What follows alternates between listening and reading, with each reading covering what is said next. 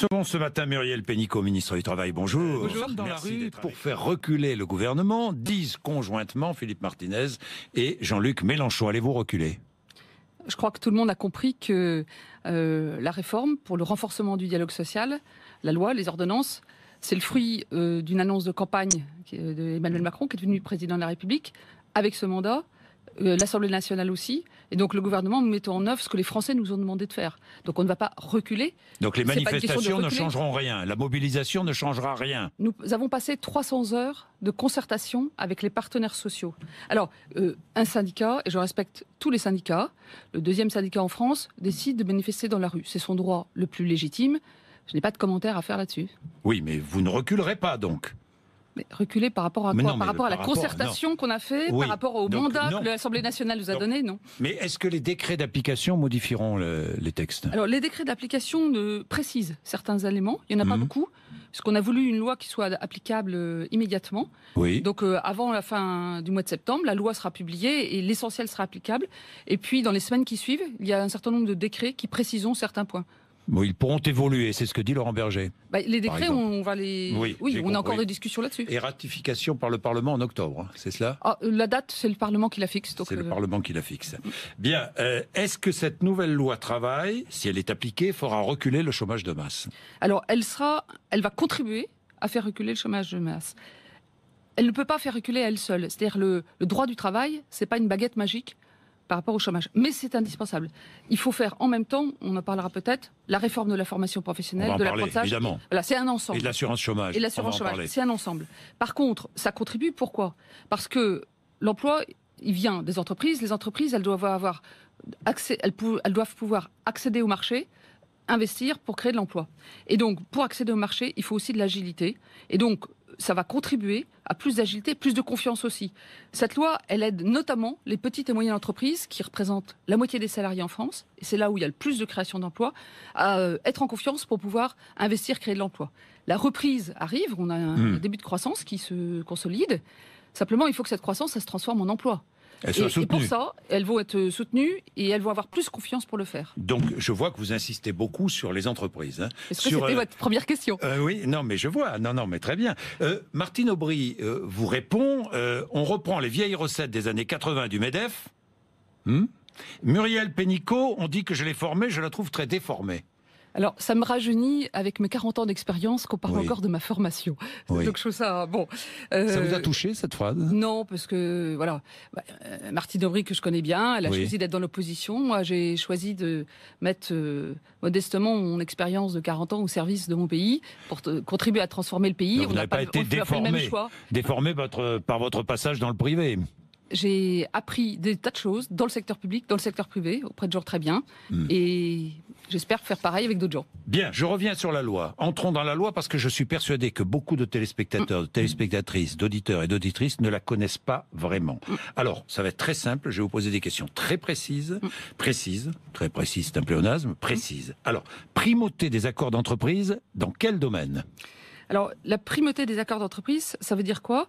Ça veut dire que le chef d'entreprise et les syndicats dans l'entreprise se mettent d'accord sur un sujet. Le temps de travail, l'organisation du travail. Les syndicats ou les salariés, quand il n'y a pas de syndicats, dans les toutes petites entreprises. Parlons déjà quand il y a des syndicats.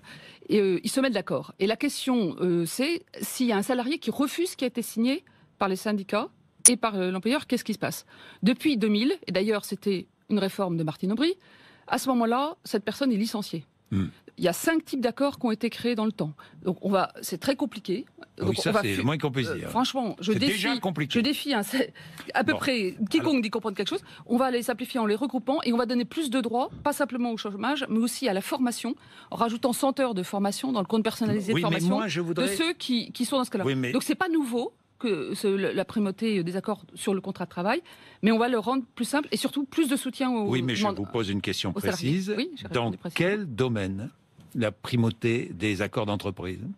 Alors, la primauté des accords d'entreprise par rapport au contrat de travail, on ne change rien à la loi actuelle. Donc, prime d'ancienneté, 13e mois. Oui, ça c'est un autre sujet. C'est par rapport à la branche. Alors, la branche, qu'est-ce que c'est ? La branche, il y a aujourd'hui 715 branches en France. C'est patronat et syndicats ensemble qui décident un certain nombre de règles. Elles vont être regroupées en 200 branches. Et elles peuvent négocier toute une série de sujets. Il y a des sujets qu'on ne peut discuter qu'au niveau de la branche.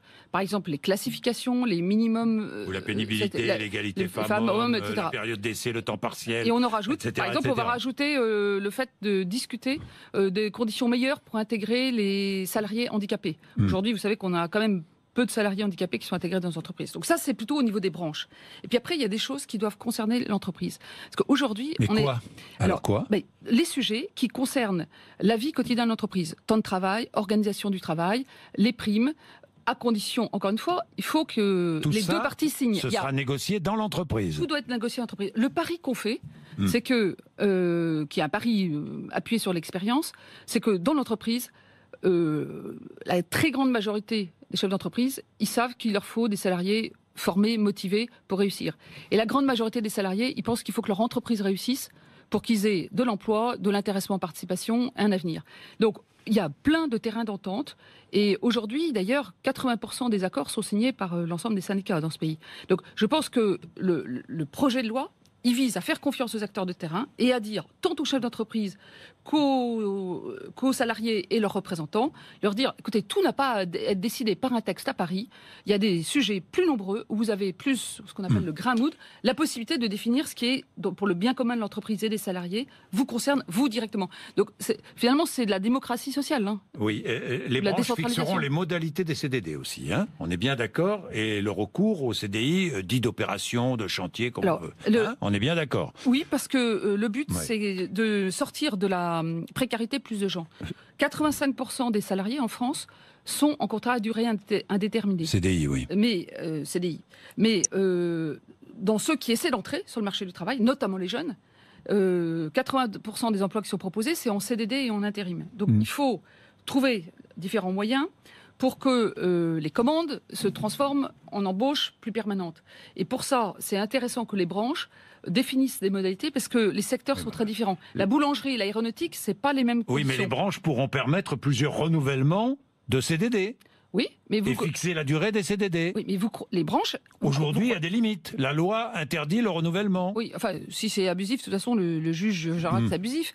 Mais ça restera. Mais la question, c'est soit on fait pas du tout confiance, ni aux syndicats, ni au patronat. Oui, à ce moment-là, faut faire un pays administré, que de la fonction publique, et puis tout ira très bien. Enfin, c'est absurde. Oui. Soit on dit, comme d'autres pays l'ont fait, hein, on ne fait pas non plus quelque chose d'hasardeux, soit on fait confiance que... écoutez, je connais bien les organisations syndicales représentatives en France, je ne les imagine pas accepter n'importe quoi dans une branche, et réciproquement, je connais du côté patronal, tu as des gens qui savent très bien qu'il faut un équilibre et un dialogue social, et que finalement, la performance économique et le progrès social, ça converge. Pas toujours, quelquefois c'est divergent, mais très souvent ça peut converger. Et c'est ça qui se passe dans une branche, et c'est ça qui doit pouvoir se passer plus dans les entreprises demain. Alors, 2 questions encore, et nous allons passer aux autres réformes sur cette loi travail. Plafond et plancher pour les dommages et intérêts au prud'homme. Le risque... Est-ce que vous n'incitez pas... Oui, je voudrais donner un exemple, pour que ce soit plus concret. Il y a quelques semaines, j'étais dans une entreprise de menuiserie industrielle, des grandes fenêtres. Ils ont la possibilité d'une nouvelle commande. Sauf que du coup, il faut des heures supplémentaires, il faut du travail du dimanche. Donc, ils négocient avec les syndicats quoi ? Les syndicats disent oui, mais à ce moment-là, on embauche des femmes, parce que dans notre bassin d'emploi, les femmes n'ont pas de travail. On embauche les femmes. Du coup, on voudrait négocier les postures ergonomiques, les postures de travail, parce que le travail va être trop difficile. Les hommes en bénéficient. Et du coup, on fait un grand plan de formation et on fait un plan de qualité au travail. Et bien là, ce genre de choses, ça doit pouvoir se multiplier. L'entreprise a pu prendre la commande, ça a créé de l'emploi, ça a créé de la formation, ça a amené du plus. Voilà, ces exemples comme ça, il y en a plein. On n'en parle pas assez, et c'est ça qu'on veut faciliter. Tiens, on dit plus de discussions sur le terrain. Au passage, à propos des heures supplémentaires, vous allez les revaloriser ? On va exonérer en partie les charges sociales comme ça a été annoncé dans la campagne. Oui, exonérer, c'est-à-dire les charges sociales sur les heures supplémentaires ? Oui, les modalités ne sont pas encore définies. C'est-à-dire quand les modalités pour encourager parce qu'aujourd'hui, les heures supplémentaires sont... Elles sont payées plus, et elles resteront payées plus, et la question c'est les cotisations. Elles ne seront pas payées encore plus. elles seront. Le sujet, c'est est-ce qu'on baisse en partie les cotisations salariales, puisqu'on va le faire de façon générale sur le travail. En partie, non, on les baisse totalement, les cotisations salariales. Oui, mais je parle des heures supplémentaires. Oui, et on ne les baissera pas totalement sur les heures supplémentaires. Je reviens du coup au point d'avant. Oui, on va baisser, et ça, dès le 1er janvier, ça va être sensible pour les salariés. Oui. Une vraie augmentation du pouvoir d'achat. Mais sur les heures supplémentaires. Et sur les heures supplémentaires, je vous dis, les modalités ne sont pas définies, mais je vous le dirai quand ça sera défini. Hein. Bon. Oui, ça on est bien d'accord. Plafond et plancher pour les dommages et intérêts au prud'homme. Le risque, inciter les entreprises à licencier ? Alors, aujourd'hui, il y a 150 000 salariés qui vont au prud'homme parce qu'ils estiment qu'ils ont été licenciés dans des conditions qui ne sont pas acceptables. La première chose qu'on fait, avant de toucher au prud'homme, on augmente les indemnités légales de licenciement, y compris pour ceux qui ne vont pas au prud'homme. Pour tout salarié qui est licencié, on augmente de 25% les indemnités légales. Et ça va être immédiat dès le mois d'octobre. Ensuite, pour ceux qui font un recours au prud'homme, effectivement, on va en gros rentrer dans ce qui est la majorité des pays européens avec un plancher et un plafond. Le plafond qui est choisi correspond à la moyenne de ce qui est fait, qui est reconnu dans les conseils de prud'homme aujourd'hui. Pourquoi on fait ça ? On le fait pour les salariés et pour les entreprises. Pour les entreprises aujourd'hui, c'est très insécurisant de n'avoir aucune visibilité. Or, les 3/4 des recours, ils concernent les TPE et les PME, les petites entreprises. Pourquoi ? Parce que les grandes entreprises, elles ont des DRH, elles ont des services juridiques, ça va rarement au prud'homme. Oui. Dans les petites, on ne sait pas forcément rédiger sa lettre de licenciement. Il y a beaucoup de condamnations simplement pour vice de forme. Ça sera plus possible d'être condamné juste parce qu'on a mal rédigé sa lettre. Et puis, je pense que on connaît tous, demandez autour de vous. Je pense que chaque Français connaît un artisan, un agriculteur, chef d'entreprise, qui n'embauche plus puisqu'il a peur des prud'hommes. Ouais. Il faut que la règle soit connue. Et pour les salariés, est-ce que vous savez que deux salariés qui ont la même qualification, qui vont au prud'homme pour le même litige, ça va de 1 à 4, combien ils peuvent recevoir. Donc c'est même pas équitable aujourd'hui. Donc voilà, un droit plus clair, c'est un droit plus équitable. Bien, les fonctionnaires, nombreux dans la rue hier, hausse de 1,7 de la CSG, compensation pour eux ? Alors, la réforme du droit du travail que nous menons concerne le secteur privé, c'est-à-dire les 18 millions de salariés du secteur privé et 3 millions... donc, je le dis, c'est important parce que il peut y avoir des gens qui vont aussi dans une manifestation pour un objet qui n'a rien à voir avec le sujet, qui les concerne pas. Bon. Donc, il y a la un hausse sujet. De la CSG, ça les concerne. Alors, la hausse de la CSG, c'est pour ça. Il y aura des compensations. Gérald Darmanin a annoncé qu'il y en aurait. Il va discuter avec les syndicats de la fonction publique. Bien, Muriel Pénicaud, les contrats aidés. Est-ce que la suppression des contrats aidés va mettre au chômage 150 000 personnes ? J'entends ça ici ou là. Oui ou non ? Alors, d'abord, il n'y a pas de suppression des contrats aidés. Non, d'une partie des contrats aidés. Oui, je préfère. Il n'y a pas de suppression. On passe de 460 000 à 310 000. Qu'est-ce que c'est qu'un contrat aidé ? Je parle de ceux qui ne sont pas dans le secteur marchand, mais ceux qui sont dans les associations et les collectivités locales. C'est un contrat payé à 75% par l'État, qui est un contrat précaire. Et aujourd'hui, ce qu'on constate, les mêmes, parce que vous citez M. Mélenchon indirectement, qui dit ça, moi, ce qui me choque, c'est pas ça.